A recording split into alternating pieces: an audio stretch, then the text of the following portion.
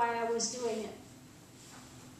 I was doing it because the physical pain was easier to deal with than the emotional pain. And while there was physical pain, my attention was where? It was on the physical pain. I didn't have to face what was there, the emotions. Okay? I didn't have to face it. And one day I went, like I should have had a V8, you know? One day it finally hit me. Well, now this is stupid. You know? This is really stupid. Here I am, you know, going through all this pain because, you know, and the minute it started healing up, the emotional pain would come back. Well, what is this helping anything? It was just an unending cycles of pain after pain after pain after pain. And then I finally sat with what was coming up and really felt it. And finally, you know, got enough clarity to really look at the situation in an objective manner eventually. And saw that all of this pain and drama I had, you know, been living and developing a story about was foolish. You know, all has to do with, you know, your cycle of your family life, and they, you know, the people there gave what they had to give and they had no more to give. They didn't have it in their life. You know, so one looks at that. When you have somebody that's perpetrated a crime against you, first there has to be developed a compassion, and you see that they're living in a hell realm. But why to perpetuate that, continue to perpetuate that hell realm in your own life? Because you keep re-victimizing yourself. Yes, events happen, but who is forcing that pain to continue? We pull that pain in ourselves. Okay? And we keep re-victimizing ourselves. Unconsciously sometimes. Yes, unconsciously. No, it's not consciously saying, I want to feel this pain. You know, no, of course not. Of course not. But we developed this storyline. Why? Why has this happened to me? And it was about, you know, all this drama that we have around it. But eventually we have to be willing to face that pain and then really look at it. And then eventually what happens, we go into like witness state that we can see. The storylines about it are foolish. But you have to finally, you know, be willing to face the pain and go into it and get through enough of it that you can finally be looking at things objectively and see it objectively. Yeah. And then you will find out there are more and more layers to this pain. It's not just that surface anger or surface jealousy or surface whatever it is. There's things below that. Yeah. But again, you know, we don't get it sometimes. You know, I went through that suffering for so many years, a lot of years, before it finally hit me as to why I was doing those things. But the point being, you can't change it unless you can see it. Okay? And you can't see it unless you're willing to look and finally stop running. So eventually, in order to find yourself, you have to stop running from yourself. You know? You're not going to find that still center within as long as you're running away. It's not going to happen, so you have to stop. And face all of those demons and all of that fear and all of that angst that's coming up. And if you sit with that angst, you find out you're not going to die from it. Not physically. Eventually the ego will go. Eventually the ego will go. Yeah. Eventually we face that. But that's not really the death. That's a death into life. So yeah, that's all.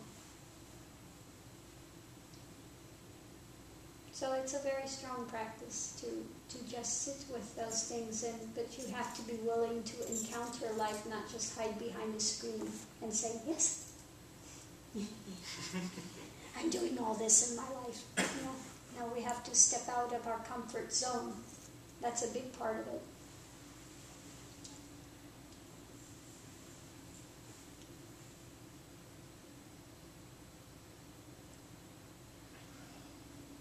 Now they've become quiet again all of a sudden. I'll ask another question. Okay.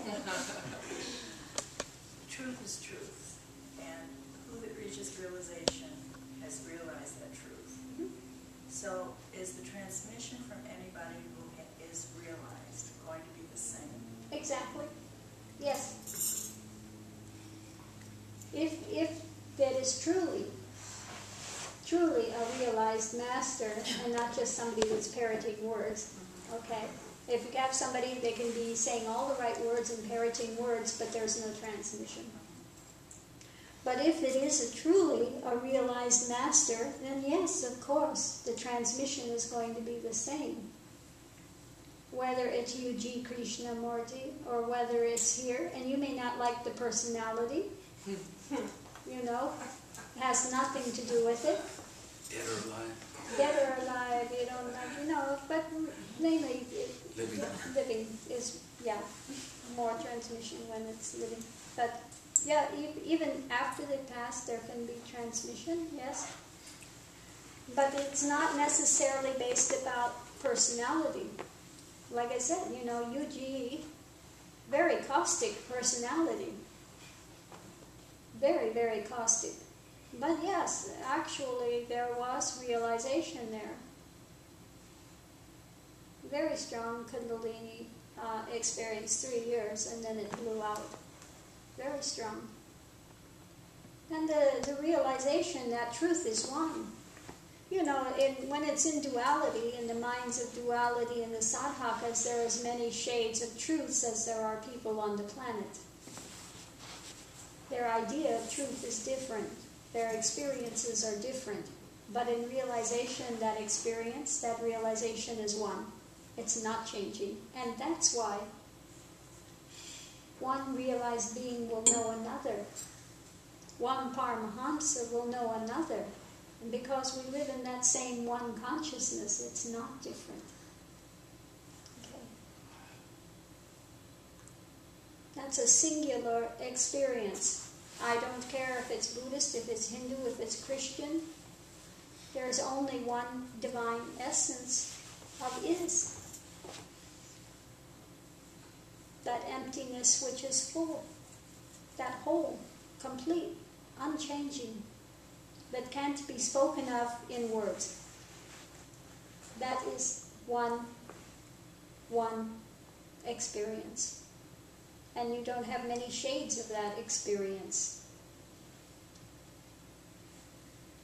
So yes, any realized master is living in the same consciousness